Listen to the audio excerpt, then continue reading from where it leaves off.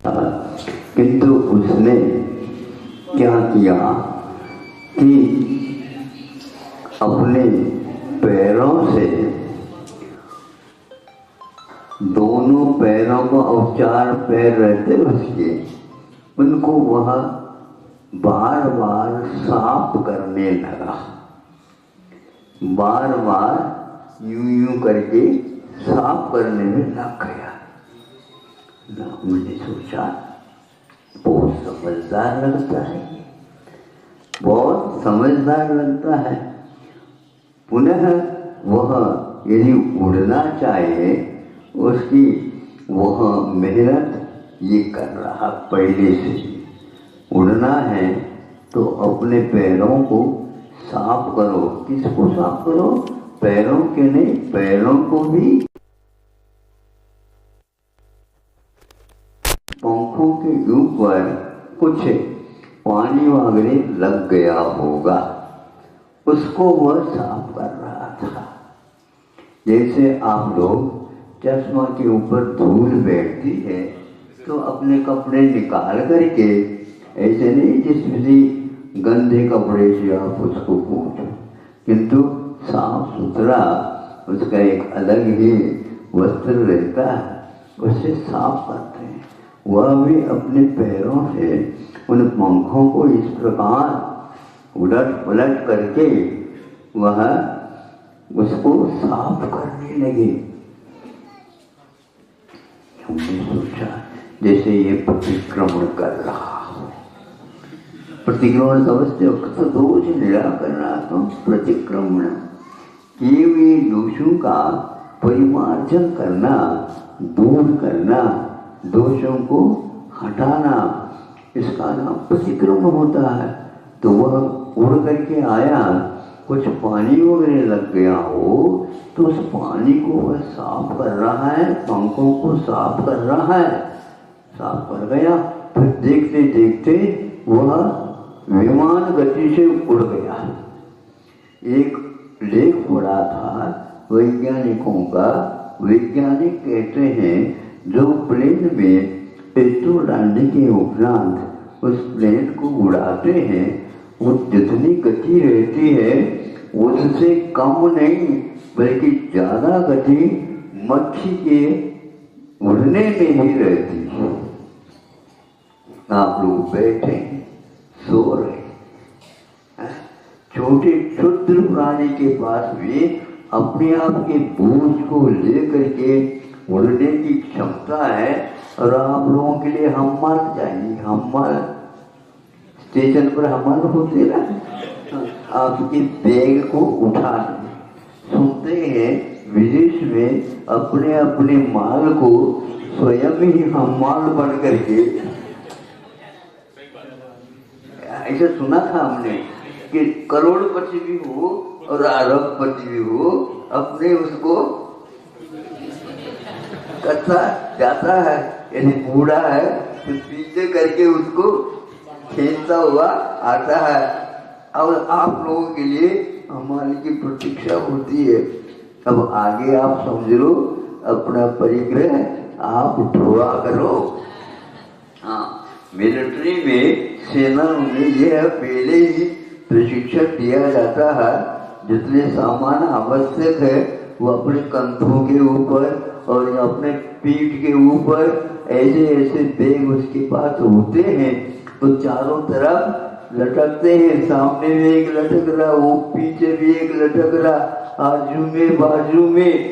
इस प्रकार वहाँ पर पहाड़ों में भी, सर्दियों के दिनों में और अन्यत्र भी इस प्रकार वह सजग होकर के इधर उधर देखता रहता है। सेना का इधर उधर देखना खेल नहीं, वो इसलिए देखता है पर चक्र हमें दबोच न दे, इसलिए उसको हटाने के लिए, उससे दूर होने के लिए अथवा उसको दूर करने के लिए हमेशा हमेशा सजग रहता है।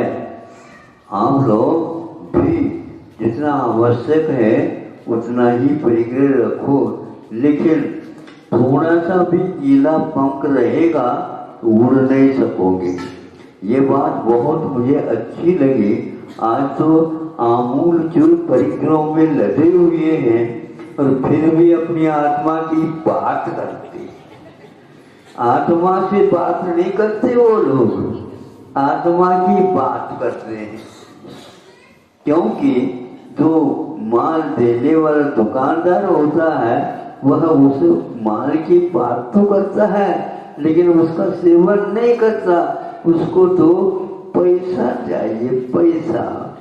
इसी प्रकार यहाँ पर कहा जा रहा है जो व्यक्ति आत्मा की बात कर रहा है लेकिन उसके ऊपर क्या क्या लाद रखा उसको पहले साफ करो, नहीं तो मक्खी के पास जाकर के प्रशिक्षण ले दो। प्रशिक्षण समझते हो, पाठशाला लगती है तो मक्खी लगा सकती है। आपको पाठशाला में उसमें भर्ती होना पड़ेगा और पहले साफ करना चालू करना। आत्मा अनंत काल से गंदी हुई है, उसके जितने भी उड़ने के स्वभाव है वो सब भूल गया है। इसलिए हमें जिस परिग्रह महाव्रत कहा है, परिग्रह से रहित कुछ भी परिग्रह नहीं रखना, तो निश्चित रूप से हम ध्यान में उड़ सकते हैं, स्वभाव में रम सकते हैं, हम इधर उधर गिरने से बच सकते हैं। हमारा अपना गुरुत्व आकर्षण रहता है, वह नीचे गिरने नहीं देता। गुरुत्वाकर्षण थोड़ा सा ढलमुल हो जाए, असंयत हो जाए अथवा असंयम भाव से गिर जाए उस समय हम गिर जाते हैं। किंतु हम यदि अपने आप को संयत रखते हैं, नियंत्रित रखते हैं, तो निश्चित है हम आगे के रास्ते को भी पूर्ण करते हैं। उड़ना चाहते हो, हल्का हो जाओ। आप भारी होने के लिए हमारे पास आकर के आशीर्वाद मांगते हैं तो मैं समझता हूँ मैं इसमें प्रभारी नहीं बनूं तो अच्छा।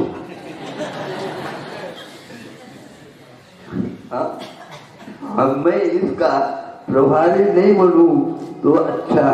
मुझे कितने भी आप पैसा देना चाहो तो मुझे वो पसंद नहीं है, क्योंकि आपका भारी होना आपको ज्ञात नहीं है।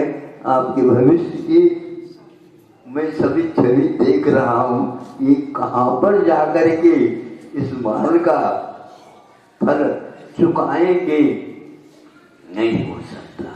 तो धन्य है वे जो अपने ये परिग्रह से मुक्त हो जाते हैं। लोग राग से परिग्रह को अपनाते हैं, किंतु जब उसके परिणाम निकलते हैं तो उस समय कोई भी साथ देने के लिए तैयार नहीं होता। इसलिए मक्खी के समान आप लोग उदाहरण इसको याद रखना। आपके साथी संगाती जो कोई भी है, नाते रिश्ते, महाराज ने आज क्या बोला हमें भी कुछ बताओ, तो आप बताओगे ना। हाँ, एक दूसरे के परस्पर उपग्रह हो जीवाना ये कहा है। अब इसको अपने जीवन में उतार करके अवश्य ही कर लेना। तब हमने उसको आ करके उस मच्छी के बारे में छोटी सी कविता लिखी है, शायद आपको मिल जाए, उसको पढ़ लेना।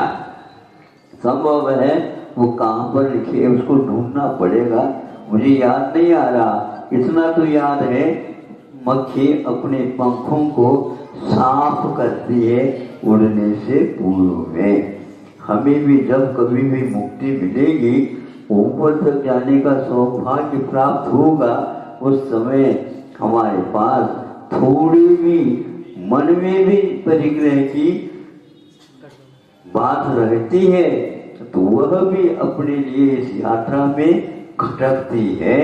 आचार्य कुंद कुंद आदि बड़े बड़े महाराज हुए हैं, आचार्य महोदय हुए हैं, उनके द्वारा लिखित ग्रंथ एक गाथा भी हम लोगों के लिए पर्याप्त है। एक गाथा का एक चरण भी हमारे पर्याप्त है, एक शब्द भी हमारे लिए मक्खी की भांति उड़ने में प्रेरणा दे देती है। ऐसे ग्रंथों का वाचन करके हम केवल वाचन न रखें किंतु उसका पाचन भी करें। किंतु आज पाचन की ओर किसी की दृष्टि है ही नहीं, केवल वाचन है, वाचन बच गया तो और कुछ भी नहीं होता। धन्य है वे जीव जिन्होंने अपने जीवन के स्वरूप को समझ करके और साधना की और उसके फलस्वरूप उन्हें जो रास्ता मिला उस रास्ते के बारे में उन्होंने ग्रंथों में यह परिचय दिया है। उसको पढ़ो। जिसको नहीं आता पढ़ना, वह जो पढ़ते हैं अथवा चलते हैं उसके अनुसार उनके जीवन से संगति बनाए रखो, संपर्क बनाए रखो, जिससे आगे का भाव सुधर जाए। अहिंसा परमो धर्म की जय।